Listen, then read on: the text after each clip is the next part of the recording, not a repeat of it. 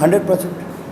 চিকিৎসক হিসাবে আমার প্রথম কাজ মানুষকে চিকিৎসা করা, সেবা দেওয়া, তাদের পরামর্শ দেওয়াটা।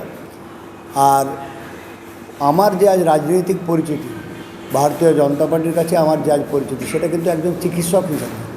তো সেই চিকিৎসা পরিষেবা আমি আজ সকালেও আপনার পেশেন্ট দেখে এসেছি বাড়িতে, দুপুরেও পেশেন্ট দেখব, এমার্জেন্সি পেশেন্টও আমি এখন দেখি। এবং গ্রামে প্রচারে গেলে যখনই আমি কোনো এমার্জেন্সি পেশেন্ট বা কোনো মানুষ অসুবিধার কথা বলেন, আমি তাদেরকে সেখানেই দেখে দিই।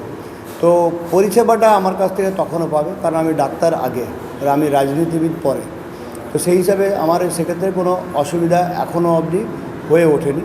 আমাকে করতে হয়েছে পেশেন্টের জন্য চেম্বারটা আরও আগের থেকে স্টার্ট করতে হয়েছে। হয়তো আমার কিছুটা শারীরিক কষ্ট বেড়েছে, কিন্তু আমার যত পেশেন্ট আছে যারা আমাকে দেখায় বা আমার উপর ভরসা করে, তাদের কিন্তু আমি নিরাশ করিনি। একদম প্রত্যেক পেশেন্টকে দেখে তারপরে আমি আমার প্রচার কার্য শুরু করি।